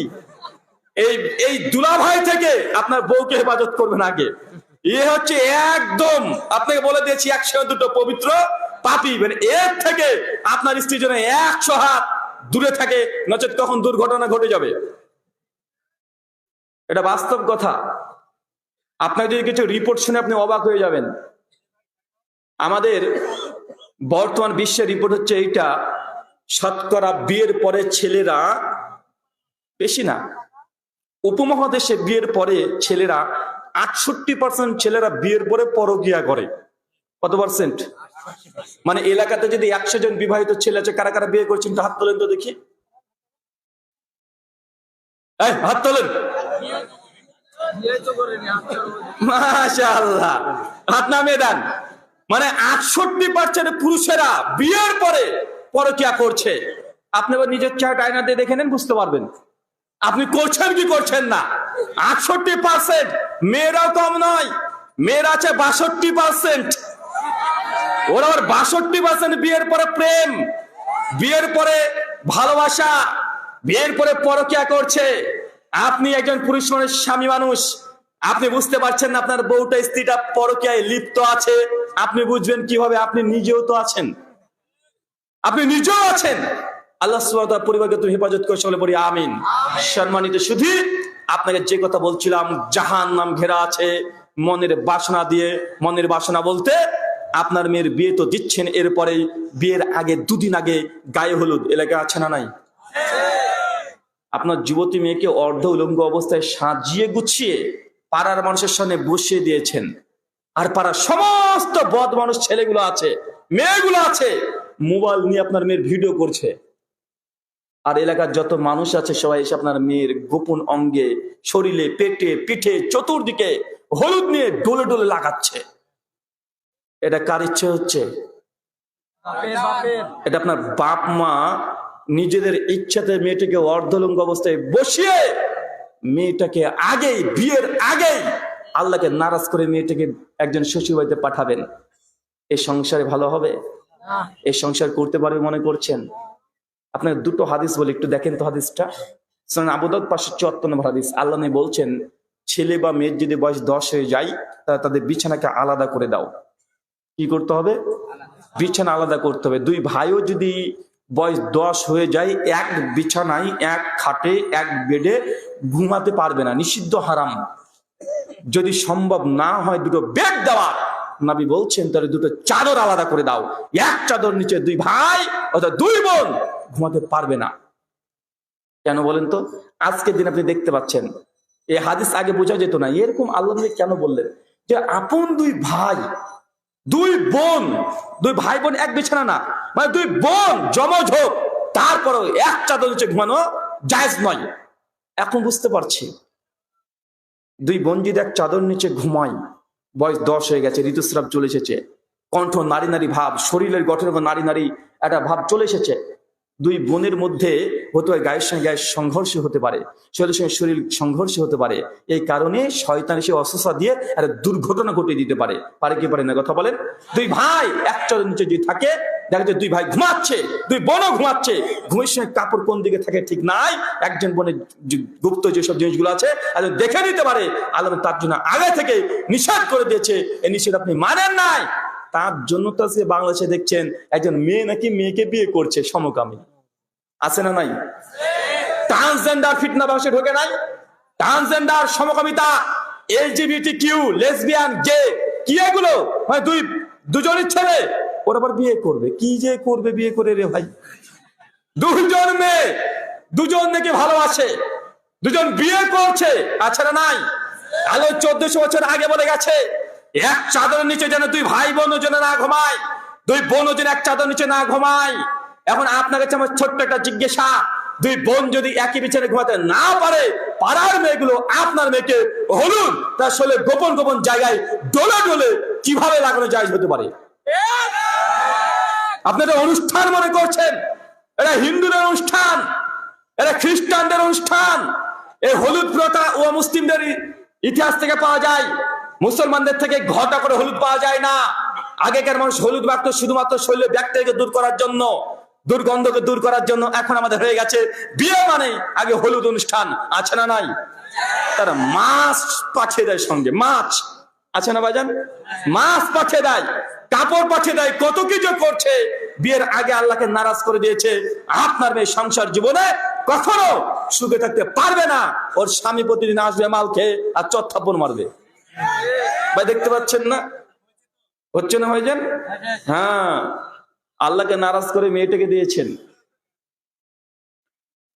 আর একটা হাদিস শোনেন তো, সহিহ বুখারী 5894 নম্বর হাদিস। ইবনে মাসউদ বলছেন, যে কোনো বেপর্দা নারীর সামনে, লজ্জাহীন, বেপর্দা, বেনামাজি, মুসলিম কিন্তু বেনামাজি, কোন পর্দাশীল নারী, বেনামাজি, বেপর্দা নারীর সামনে পর্দাশীল নারী তার সৌন্দর্য প্রকাশ করতে পারবে না। কেন? আল্লাহ নবী বলছেন, কারণ এই লজ্জাহীন বেপর্দা নারী, এই পর্দাশীল নারী সৌন্দর্য দেখে তার স্বামীর কাছে অথবা বয়ফ্রেন্ডের কাছে গিয়ে বলবে, জানো হুজুরে বউকে দেখলাম গো, কেউ দেখেনি, আজকে আমি দেখেছি, কি সুন্দর দেখতে, ফর্সা টুকটুকে গো, ঠোঁটগুলো কমলা লেবুর মতো, মনে হচ্ছে আমি একটা কিস করে দিই। ভাই এমন বদমাশ আছে না নাই? বদমাশ মেয়েরা আছে না নাই? আছে। এটা গিয়ে গল্প করবে। আল্লাহ নিয়ে বলছেন, ওর ওই চেহারা বর্ণনা শুনে শয়তান তার স্বামীকে বা তার বয়ফ্রেন্ডকে ওয়াসওয়াসা দিবে, আর হুজুরের স্ত্রীকে মনে মনে জেনা করবে। কথা বুঝতে পারছেন না ভাইজান? মনে মনে জেনা করবে। এখন একজন বেপর্দা নারীর সামনে যদি মুসলিম মেয়ে, যদি পর্দাশীল নারী যদি পর্দা খুলতে না পারে, আপনার মেয়েকে অর্ধলঙ্গই সবার সামনে বসে রেখেছেন, এটা জায়েজ কিভাবে হতে পারে? কিভাবে জায়েজ করবেন? জাহান্নাম ঘেরা আছে মনের বাসনা দ্বারা, মন যা চায় তাই করবেন, এটাই জাহান্নাম।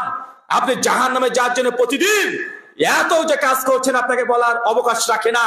যেদিকে তাকাবেন সেদিকে আপনি আপনার গতিতে চলছেন, মন যা চায় তাই করছেন। ইসলামকে আপনি 5 পয়সা মূল্যায়ন করেন নাই, দাম দেন নাই। চতুর্দিকে মানুষকে দেখা যাচ্ছে যে জাহান্নামী আমল মানুষ বেশি করছে। আপনাকে হাদিসের বলার উদ্দেশ্য এটাই, আগে ইসলামটাকে বুঝেন। জাহান্নাম ঘেরা আছে শুধুমাত্র মনের বাসনা দ্বারা।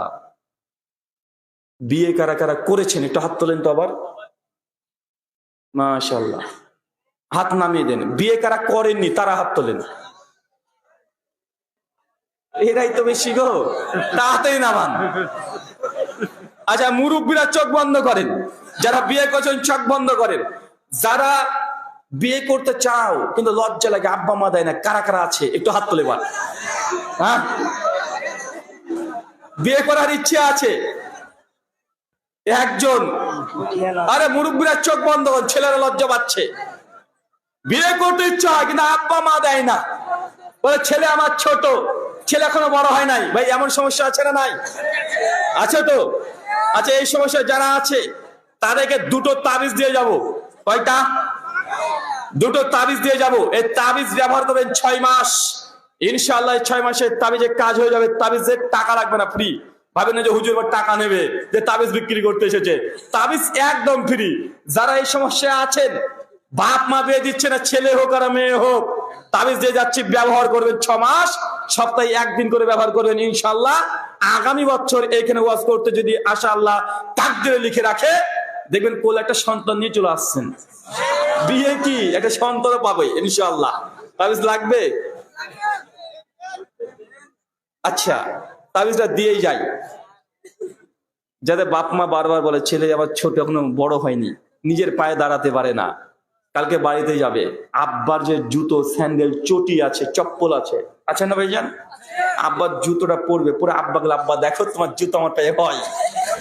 বারবার বাপের জুতো ধরে টান মারবে, আর বারবার আব্বা দেখো তোমার জুতো আমার পায়ে হয়। আমি ছোট মানে তোমার জুতো আমার পায়ে হচ্ছে মানে বুঝো না তুমি? এই তাবিজ সপ্তাহে 1 দিন ব্যবহার করেন, কাজ অর্ধেক হয়ে যাবে। আর যদি তাও না পারেন, এতে যে কাজ না হয়, মাস পার হয়ে যাচ্ছে, এই তাবিজের ডোজ ডবল করে দেন। সঙ্গে সঙ্গে করবেন কি জানেন? বাপের যে জামা আছে পরে ঘুরে বেড়ান, আব্বা এবার ঈদে জামা প্যান্ট কিনবো না, তোমারটা দিয়ে কাজ চালিয়ে দেবো। বুঝবেন মানে কতক্ষণ? আব্বা তো জামা প্যান্ট সব আমার হয়, তাও যদি কাজ না হয়, কুরবানি ঈদের পরে তাবিজের ডোজ আর একটু বাড়িয়ে দিবেন, একদম বাপের আন্ডার প্যান্ট যেটা আছে ওটা ধরে টান মারবেন। বুঝলেন মানে? বলে আমার আন্ডার প্যান্ট কই গেল? মা বলবে তোর ব্যাটা পরে ঘুরে বেড়াচ্ছে, ব্যাটাকে ছোট ছোট বলছো, ওই জন্য এই আন্দোলন চলছে। কথা বুঝতে পারলেন না ভাইজান? এই 3টে তাবিজ ব্যবহার করেন, ইনশাআল্লাহ আগামী বছরে বিয়ে হয়ে যাবে ইনশাআল্লাহ। শুধু বিয়ে না, আর সন্তানও করে নিয়ে আসতে পারবেন। সময় কিন্তু 12 মাস। হ্যাঁ, কালকে করবে? আচ্ছা ঠিক আছে, কালকে শুরু হয়ে যাবে আন্দোলন। 2, যেসব মেয়েরা এসেছে ওরা তোমার লজ্জাশীল, মেয়েরা কঠিন লজ্জাশীল, আর মেয়েরা হচ্ছে বাঁকা, উল্টো, যা বলবেন তার উল্টো বুঝবে। আচ্ছা, ছেলেদেরকে ইংলিশে কি বলে? ও তো বালক, ম্যান, তাই বলে না ভাইজান? মেন। আর মেয়েদেরকে ওমেন। বাহ। আচ্ছা, ওমেন লেখার জন্য কি লাগে? ডাব্লিউ। আর মেন লেখার জন্য এম। তো ডাব্লিউটা উল্টো না সোজা? ডাব্লিউ কি বলেন তো ভাই? উল্টো না? দেখেছেন ওরা উল্টো। আর কোন উমেনই সফল নয় যতক্ষণ মেন না থাকছে। উমেনের মধ্যে মেন আছে না নাই? আছে। ওরা একা একা কিছু না। দেখেন ও ম্যান আছে না ভাইজান? মেন একাই যথেষ্ট, একাই টাইগার, কিছু লাগে না। আর ওম্যান কি, ওকে প্রকাশ করতে হলেও পুরুষ লাগে কি লাগে না? আল্লাহ নবী এই জন্য বলেছে মেয়েরা হচ্ছে বাঁকা হাড়ের তৈরি। কি হাড়ের তৈরি? বাঁকা হাড়ের তৈরি। বেশি সোজা করতে গেও না, সোজা করতে গেলে ভেঙে যাবে। যদি উপকার নিতে হয় বাঁকা হাড়ে পরে হাত বোলাও, বারবার যা মন চায় প্রশংসা করো, ও ভাসবে একদম আকাশে। মানে ওর সঙ্গে তর্ক করা যাবে না। ও হচ্ছে কাঁচা বুদ্ধির মানুষ, কথা বুঝতে পারছেন? ও কাঁচা বুদ্ধির মানুষ, ওর বুদ্ধি কম, বাঁকা হাড় দিয়ে তৈরি। এটা হাদিস যখন আমরা বলেছি, নাস্তিকরা বলছে দেখো নারীর মর্যাদা ইসলামে কমিয়ে দিয়েছে। কেন? নারীকে বলছে বাঁকা হাড়ের তৈরি। আরে বেটা, যারা বায়োলজি নিয়ে পড়াশোনা করেছেন, জীববিজ্ঞান নিয়ে পড়াশোনা করেছেন, পুরুষের শরীরে যখন বয়স যখন 12-14 হয়ে যায় তখন একটা হরমোন তৈরি হয়। সেই হরমোন নাম হচ্ছে টেস্টোস্টেরন হরমোন। এর জন্যই পুরুষের পেশি মোটা হয়ে যায়, পুরুষের কণ্ঠ মোটা হয়ে যায়, পুরুষের গোপ ওঠে, পুরুষের শক্তি বাড়ে, পুরুষের এই জন্য হাইটটা দ্বিগুণ হয়ে যায়, পুরুষ ঝুঁকি নিতে বেশি পছন্দ করে। এটা এই হরমোনের কারণে, কথা বুঝতে পারছেন? মেয়েদের শরীরে কি হরমোন তৈরি হয় জানেন? ওর নাম হচ্ছে ইস্ট্রোজেন। কি হরমোন? ইস্ট্রোজেন। আপনি গুগল করে নেন, ইস্ট্রোজেন হরমোনের কাজ কি জানেন? সন্দেহ করা। কি করা? মানে আপনার বউ আপনাকে কেন সন্দেহ করে এখন বুঝতে পারছেন? কেন আপনার স্ত্রী আপনাকে বারবার উল্টা পাল্টা ঝামেলা করতে চলে আসে, মানে পায়ে ন্যায় মেরে ঝামেলা করতে আসে? কেন? কারণ শরীরে ইস্ট্রোজেন হরমোন তৈরি হচ্ছে, মানে বাঁকা। আপনি যদি বলেন দেখো এই পোস্টারটা সবুজ, বলে না না সবুজ না, এটা টিয়া। বলে দেখো এটা হলুদ, বলছে হলুদ না এটা খয়েরি। মানে ও প্রত্যেকটা কাজ আপনার বিরোধিতা করবে। কেন বলেন তো? ও শরীরে ইস্ট্রোজেন হরমোন তৈরি হচ্ছে। মানে যা বলবেন ও জেদ করবে, ও সন্দেহ করবে, ও উল্টো বলবে। মানে আপনার সঙ্গে একমত হবে না, ও যতই চেষ্টা করেন হবে না। হ্যাঁ, তারপরেও কিছু বুদ্ধিমান মেয়েরা আছে যারা বোঝে না, উল্টো পাল্টা বললে তখন দাঁত মুখ ভেঙে দেয়, মুখ বন্ধ করে বসে থাকবে। কথা বুঝতে পারছেন? মানে যারা বুদ্ধিমান চালাক একটু, তারা এটাকে অবলম্বন করে। আপনাকে এই জন্য আল্লাহ নবী বলছেন যে মেয়েরা হচ্ছে বাঁকা হাড়ের তৈরি। মানে যা বলবেন তার উল্টো প্রতিক্রিয়া করবে। করে কি করে না? তাহলে কি করবেন আপনি? এটা মহা বিপদ। যারা বিয়ে করেনি তারা ভাবছে বিয়ে করবো, বউকে নিয়ে ঘুরবো, কত এনজয় করবো। বেচারা 1 সপ্তাহ পরে বুঝবা যে কি নিয়ে এসেছো। 1 সপ্তাহ পরে বুঝতে পারবা যে কি জিনিস এটা। এখন তুমি বিয়ে করোনি তার জন্য ভাবছে যে না কি জিনিসটা। কত প্রধানমন্ত্রী পর্যন্ত স্ত্রীর পায়ের নিচে বসে তারা পা টিপতে বাধ্য হয়ে যায়, তুমি তো রিক্সা চালক। কথা বুঝতে পারলেন না ভাইজান? মানে ওরা পারে না এমন কিছু নাই। ভালোবাসা যেমন দিতে পারে, ছলনাও তেমন আছে। আছে না নাই? ভালোবাসা যা দেবে ছলনাও তাই আছে। কোথায় কোথায় কাঁদবে, আর পুরুষ মানুষ সহ্য করতে হবে যে এমনি কাঁদছে। কি হলো, কাঁদছো কেন? আব্বার বাড়ি যাবো। তো কাঁদছো কেন? ভালোভাবে বলো বাবা। মানে আব্বার বাড়ি যাবে তাও কাঁদবে। ভাত একদিন বেশি হয়ে গেছে, কাঁদো কেন? ভাত আজকে বেশি রান্না করে ফেলেছি। এগুলো সহ্য করতে হবে। কি করতে হবে? সহ্য করতে হবে। এটা হচ্ছে সংসার জীবন, বাস্তব। টিভি সিরিয়ালে যেগুলো দেখছেন ওগুলো অবাস্তব। আপনি ভাবছেন টিভি সিরিয়ালে নায়ক নায়িকা কত সুন্দর ভাবে জীবনটাকে পরিচালনা করছে। অত সুন্দর যদি সত্যিকারে বাস্তব জীবনটা হতো তাহলে সাকিব খানের 3টে হতো না। যত ফিল্ম ইন্ডাস্ট্রিতে কাজ করছে, যারা সিনেমা সিরিয়াল নাটকের যারা ফিল্ম স্টার যারা ভাই, তাদের একজনের বিয়ে এক স্ত্রীতে এক স্বামীতে মৃত্যু হয়েছে না 4-5টা গলে গেছে। বিয়ে আজকে করছে 3 বছর পর ডিভোর্স, কালকে দিবে আরেকটা বিয়ে করছে তারপরে ডিভোর্স। আছে না নাই? মানে ওটা শুধু সিনেমাতে তারা ভালোবাসা দেখায়, বাস্তব জীবন অমনটা নয়। বাস্তব জীবন দেখতে হলে চাচার চাচিকে দেখো, একদম দুমদাম মারপিট ঝামেলা গালি গালাজ, তারপর আবার রাত্রিবাদে গিয়ে ডাকছে এই ঘরে চলো। আছে না নাই? এটা হচ্ছে আসল ভালোবাসা। সিনেমা টিভি সিরিয়াল যেগুলো দেখছেন এগুলো সবগুলোর উপর, এগুলো পেছনে ছুটলেই মহাবিপদ আছে। মেয়েদেরকে বিয়ে করার আগে একজন মেয়ের সাইকোলজি, মেয়েরা কিভাবে চিন্তা করে এটা পুরুষকে আগে বুঝতে হবে। নচেত এই বাড়ি, এই ঘর জাহান্নামের ঘরে বসে থাকবেন। আর মেয়েদেরকে বুঝতে হবে যে স্বামীরা কিভাবে চিন্তা করে। আমরা দুজনকে না বোঝার কারণে বেশি ঝামেলা হয়। কেন বলেন তো? একটা উদাহরণ দিয়ে বুঝতে পারবেন। আপনি কম্পিউটারে কাজ করছেন, লেখালেখি করছেন, বা কোন একটা কাজে আপনি ব্যস্ত আছেন। আপনার স্ত্রী দেখতে খুব সুন্দর করে সেজেছে, সাজুগুজু করার পরে আপনার সামনে এসে দাঁড়িয়েছে, এসে চা করে আপনাকে একটা হাতে দিয়ে দিয়েছে। আপনি সঙ্গে সঙ্গে নিয়েছেন, আপনি বলছেন শুকরিয়া, জাযাকাল্লাহু খাইরান, থ্যাংক ইউ। কাজ করতে শুরু করছেন, চা খাচ্ছেন, কাজ করছেন। আপনার স্ত্রীকে দেখবেন কাজ করার শেষে দেখবেন বিছানাতে ও শুয়ে কাঁদাকাটি শুরু করে দিয়েছে। কি আবার, কি হলো গো, কাঁদছো কেন? আমি তো কিছু বলিনি তোমাকে, কি সমস্যা, কি হয়েছে?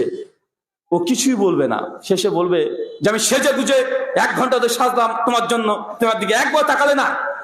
মানে আপনি খেয়ালই করেননি, আপনি কাজে ব্যস্ত, ও এখন সেজে দাঁড়িয়ে আছে, আপনি দেখেনি। এটা মেয়েটার বোঝার দরকার, পুরুষরা এরকমই হয়। পুরুষরা কিরকম? এরকমই হয়। আর যখন পুরুষরা কাজ করে অন্যদিকে দৃষ্টি দিতে পারে না, আর মেয়েরা ওরা একসঙ্গে 7 কাজ করতে পারবে। কেন? তার শরীরে ইস্ট্রোজেন হরমোন আছে। আল্লাহ নবী সবসময় সফরে যাওয়ার সময় স্ত্রীকে নিয়ে যেতেন না। কেন বলেন তো? মেয়েরা সন্দেহ প্রবণ। বায়োলজি ডাক্তাররা বলছে, বায়োলজি সায়েন্স নিয়ে যারা পড়েছেন, একজন পুরুষ কন্টিনিউয়াসলি প্রতিদিন কথা বলার ওয়ার্ড 3000 ওয়ার্ড বলতে পারবে। কত স্বাভাবিক? 3000, মানে 3000 কথা সে বলতে পারে ন্যাচারালি। 3000 বেশি হলে ওর কথা বলতে আর ভালো লাগবে না, ক্লান্তি চলে আসবে, এনার্জি লেস হয়ে যাবে। বুঝতে পারছেন? কতগুলো ওয়ার্ড? 3000। মেয়েদের কতগুলো জানেন? 6000, 2000। মানে ও বেশি বকবে, মানে ও অনার্থক বকবে। মানে পুরুষ, এটা বিজ্ঞান সায়েন্স ভাই, কিচ্ছু করার নেই, এটা এইভাবে আল্লাহ তৈরি করেছে। সায়েন্স বায়োলজি তারা বলছে যে মেয়েরা প্রতিদিন ন্যাচারালি 6000 ও শব্দ বলবে। এখন আপনি যদি স্ত্রীর সঙ্গে সময় না দেন, ও তো পাশের বাড়িতে গিয়ে বলবে বুবু ওয়াই হয়েছিল, ইয়াই হয়েছিল। ও তো ওই গীবত করবে। কেন? মানে ও কথা বেশি বলতে পছন্দ করে, আর আপনি স্ত্রীর সঙ্গে কথা বলেন না, তখন ওকে কথাটা বলতে হবে। তার মধ্যে যে 6000 ওয়ার্ড আছে, না বলার মুখটা চুল কাঁপে বারবার, ওই পাশে বাড়িতে গিয়ে ওই ঝামেলা করবে, অনর্থক বকবে। কথা বুঝতে পারছেন? আর মেয়েরা হচ্ছে সন্দেহ প্রবণ। আল্লাহ এইভাবে সৃষ্টি করেছে। এটা খারাপ কিছু নয়, এটা আপনি মনে করছেন খারাপ না, সংসারের জন্য এটা রাখবে। একজন পুরুষ ভালোভাবে দেখবেন আপনার ছেলের যে কি ঘটছে, বাপ ও বুঝতে পারবে না যে ছেলেটা কি সমস্যা হচ্ছে। মা কিন্তু চট করে বুঝে নেয়। বুঝে কি বোঝে না? কথা বলে চট করে বুঝে না, এই আমার ছেলে কিছু হয়েছে, বুঝে নাই। এটা ফিতরাত ও সন্দেহ প্রবণ। দেখছে কোন জায়গাতে একটু মানে রান্না করছে, ছেলে খেলছে, একটু নড়ে উঠেছে, মা কিন্তু দেখবেন বাপের চেয়ে দ্রুত গতিতে গিয়ে সেটাকে কোলে তুলে নাই, আছে না নাই? সন্দেহ প্রবণ। 1 সেকেন্ডে 3-4টে ও সিদ্ধান্ত নিয়ে ফেলে। মনে হয় বাঘ এসেছে, মনে হয় ভাল্লুক এসেছে, কিছু না কিছু ভেবে নেবে। পুরুষ বুঝতেই পারেনি যে কি ঘটলো। এটা কি? এটা ফিতরাত। আল্লাহ নবী এই জন্য স্ত্রীকে সঙ্গে নিয়ে যেতেন। কেন? কারণ যুদ্ধে যাবেন, শত্রু কোন দিক দিয়ে আক্রমণ করবে, কিভাবে শত্রুর সঙ্গে মোকাবেলা করতে হবে, নবী স্ত্রীর সঙ্গে পরামর্শ করতেন। কেন? কারণ পুরুষ সে চিন্তা বহুমুখী করতে পারে না, নারী ও সন্দেহ বেশি করে। এর জন্য নবীকে বলতে, আল্লাহ নবী আপনি ওই দিকে সৈনিকটা দিয়ে দেন, এই দিকে দিয়ে দেন, এখান থেকে আসতে পারে, এখান থেকে হামলা হতে পারে। ও 10-12টা পয়েন্ট বের করে দিবে। এখন পুরুষ মানুষ করবেন কি? স্ত্রীর 12টা পয়েন্টকে বিশ্লেষণ করেন, ওর মধ্যে এটা ভালো বলবে ও, যেটা আপনি চিন্তা করতে পারবেন ও পারবে। কথা বুঝতে পারছেন?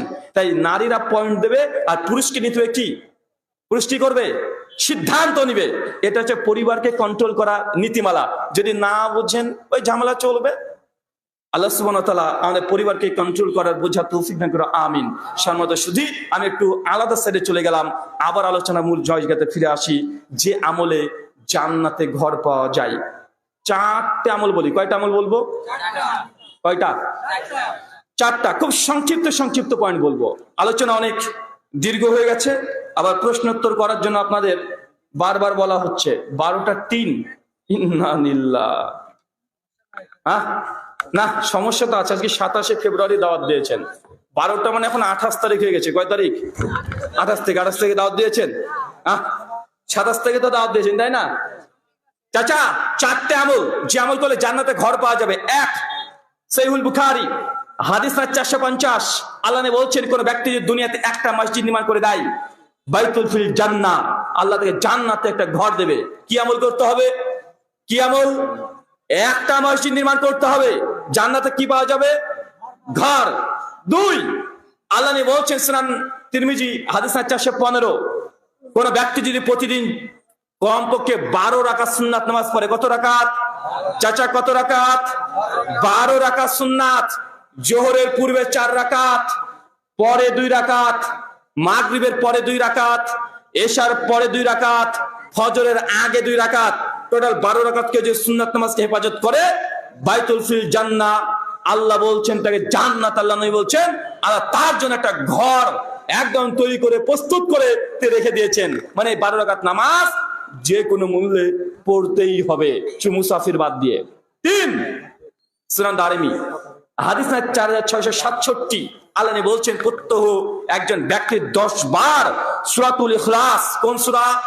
কুল হুয়াল্লাহু আহাদ আল্লাহুস সামাদ লাম ইয়ালিদ ওয়া লাম ইউলাদ ওয়া লাম ইয়াকুল লাহু কুফুয়ান আহাদ, এই 4টে আয়াত, একটা সূরা 4টে আয়াত প্রতিদিন 10 বার যদি পাঠ করতে পারে, এটা যদি তার মৃত্যুর আগের মুহূর্ত পর্যন্ত আমল থেকে থাকে, আল্লাহ বলছেন, আল্লাহ নবী বলছেন, বাইতুল ফিল জান্নাহ, আমি আল্লাহ তাকে জান্নাতে একটা ঘর দিয়ে দেব। কয়টা আমল হলো? এগুলো খুব কঠিন আমল? একদম সিম্পল, সহজ আমল, পারবেন আপনি, চেষ্টা করলে পারবেন। 4 নাম্বার আরেকটা আমল আছে, এটা একটু কঠিন, সেটা হচ্ছে সুনানে আবু দাউদ 4800 নম্বর হাদিস, তিরমিজি 2008 নম্বর হাদিস। আল্লাহ নবী বলছেন একজন পুরুষ মানুষ তার রিজিকের উপরে সন্তুষ্ট থাকতে হবে। কি বলেন তো? যা পেয়েছেন, বেচা কেনা করলেন সারাদিন, দেখছেন কাস্টমার নেই, মাত্র 200 টাকা লাভ করেছেন, 200 রুপি। দিন শেষে টাকাগুলো আপনাকে বলতে হবে আলহামদুলিল্লাহ, ওটাই খুশি। সারাদিন পর পান্তা ভাত পেয়েছেন, ওটা খেয়ে বলতে হবে আলহামদুলিল্লাহ। যে কোনো নিয়ামত যা পাবেন ওটাতে খুশি থাকতে হবে। একটা বউ পেয়েছেন কালো, দেখতে হয়তো খারাপ, কিন্তু আল্লাহ নারাজ করলে হবে না। সর্বক্ষেত্রে আলা কুল্লি হাল আলহামদুলিল্লাহ এই শব্দ যদি আপনার জবানে যা আছে তাতে আলহামদুলিল্লাহ বলতে পারেন, আল্লাহ নবী বলছেন বাইতুল ফিল জান্নাহ, আমি আল্লাহ তাকে জান্নাতে ঘর দিয়ে দেবো। কয়টা আমল বলেছি? কয়টা? 4টে। একজন চট করে দাঁড়িয়ে বলেন তো শুধু পয়েন্টগুলো, কি কি আমল করলে জান্নাতে ঘর পাওয়া যায়? এরকম হলে হবে? চাচা বলেন তো, দান। আরে সর্বনাশ, মাশাআল্লাহ। 1 মসজিদ নির্মাণ, 2 12 টাকা সুন্নাত। এই কে বলবেন না? চাচা পারবেন ইনশাআল্লাহ, হবে চাচা, বলেন। চাচা লিখে রেখেছেন সূরাতুল ইখলাস, মাশাআল্লাহ। হ্যাঁ, মাশাআল্লাহ, দেখেছেন? চাচা বয়স কত? 77, 77, ডাবল 7। আরে সব চাচা চলে আসেন, হাদিয়া আছে আপনার জন্য। এই তাড়াতাড়ি আসেন, তাড়াতাড়ি আসেন। আরে সর্বনাশ, 77 বছর যুবকরা কি করলেন রে ভাই? কি করলেন আপনারা? চাচাকে দেখে নেন, হাঁটছে, দেখেছেন? 77 কে বলবে? মাজা টান দেখেছেন? যুবকদের দেখেন বিয়ের পরে 1 বছর পরে মাজা পড়ে যায়। চাচাকে দেখে সোজা চলে আসছে, 77 বছর বয়স। চলে আসেন, স্টেজে আসেন চাচা। এই নিয়ে আসো, ধরে নিয়ে আসো। মাশাআল্লাহ। এই একটা বই দাও তো ইসমাইল, দাও একটা বই দাও, নিয়ে আসো। এদিকে আসেন, এটা আমার পক্ষ থেকে হাদিয়া থাকলো চাচা, মাশাআল্লাহ। আর এটা পড়বেন, বারাকাল্লাহ ফিক। একবারে মুখস্থ করে ফেলেছে চাচা, লিখেওছে মনে হয় সম্ভবত। চাচা লিখেছেন? আপনি লিখেছিলেন পয়েন্টগুলো? মাশাআল্লাহ। এদিকে দেখছেন কত সুন্দর স্টুডেন্ট। আপনারা কি করলেন? বারাকাল্লাহ ফিক, হায়াতিকা ইলমিকা। মাশাআল্লাহ। চাচা 9 থেকে সৌদি আরবে যাবে, আল্লাহ সুবহানাহু ওয়া তাআলা আপনার সফরকে কবুল করুক, আমিন আমিন। মাশাআল্লাহ। ঠিক আছে চাচা, যান। 4টে আমল, কয়টা বললাম? আপনারা পারেননি ভাই। ওল্ড ইজ গোল্ড, দেখেছেন? ওল্ড ইজ গোল্ড, 4টে বলে দিয়েছে, আবার লিখেও ফেলেছে সঙ্গে সঙ্গে। 1, মসজিদ নির্মাণ করা। 10 তলা বিল্ডিং করতে এমনটা না, ভাঙা কাঁচা পাটকাঠি দিয়ে, বাতা দিয়ে যে তৈরিও করে দেন, বাইতুল ফিল জান্নাহ, আল্লাহ জান্নাত আপনার জন্য ঘর দিয়ে দিবে। 2, 12 রাকাত সুন্নাত যে কোনো মূল্যে পড়তে হবে, যদি মুসাফির না হন। 12 রাকাত সুন্নাত। 3, প্রতিদিন 10 বার সূরাতুল ইখলাস, এটা পড়তেই হবে যে কোনো মূল্যে। ভূমিকম্প হচ্ছে, আজকে পড়া হয়নি তবু পড়তে শুরু করে দেন। 4, যা রিজিক পাবেন দিন শেষে আলহামদুলিল্লাহ, আল্লাহ আলহামদুলিল্লাহ বলে বিছানাতে ঘুমাতে যাবেন, এই 4টে আমল যদি করেন, কোনো একটা যদি আল্লাহ কবুল করে নাই, ইনশাআল্লাহ আপনার জন্য জান্নাতে ঘর অপেক্ষা করছে। আল্লাহ সুবহানাহু ওয়া তাআলা এই 4টে আমল করার আমাদের প্রত্যেককে তৌফিক দান করো, সকলে পড়ি আমিন। আমাদের মধ্যে যারা আজকে আলোচনাগুলো শুনলাম, এই আলোচনা থেকে আল্লাহ সুবহানাহু ওয়া তাআলা আমাদের উপকার, সবার উপকার লাভের জন্য যেন আলোচনাগুলো হয়ে থাকে, সে তৌফিক তুমি দান করো, সকলে পড়ি আমিন। আচ্ছা, কে একজন প্রশ্ন পড়েন? জি পড়েন।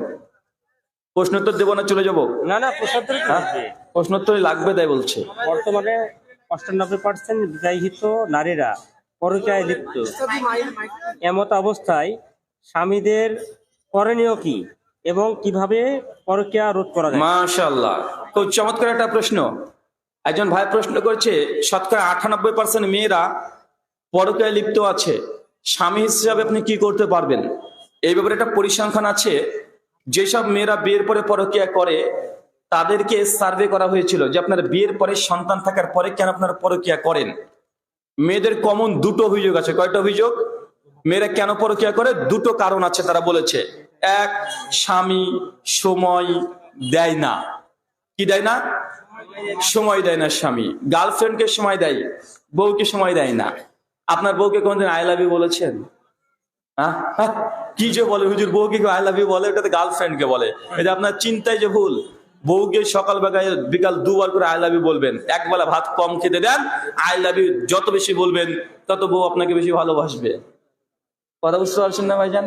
আর যদি বউকে সময় না দেন, ওই যে 6000 কথা আছে ভেতরে পড়ে, এখন 6000 ওয়াট। ও আপনি দোকানে থাকবেন, আপনার বউ ভিডিও কলে কারোর সঙ্গে গল্প করবে, কারণ ও দরকার সময়। আপনি যদি সময় না দেন, ও তো আরেকজনের সঙ্গে কথা বলবেই। তাই মেয়েদের অভিযোগ সময়, স্ত্রীকে সময় দেন। কি করবেন কথা বলেন? সময় দেন। দোকানে আছেন, বারবার ফোন করেন, হোয়াটসঅ্যাপে মেসেজ করেন, যোগাযোগ সবসময় রাখেন, তাকে বিজি রাখেন, সবসময় ভালো ভালো গল্পগুলো বলেন, সবসময় স্ত্রীর ভুল ধরতে থাকেন।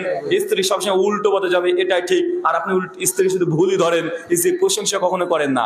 এই জন্য আপনার স্ত্রী পরকীয়া করছে। এক। আর দুই, মেয়েদের অভিযোগ স্বামী তার স্ত্রীকে বিছানাতে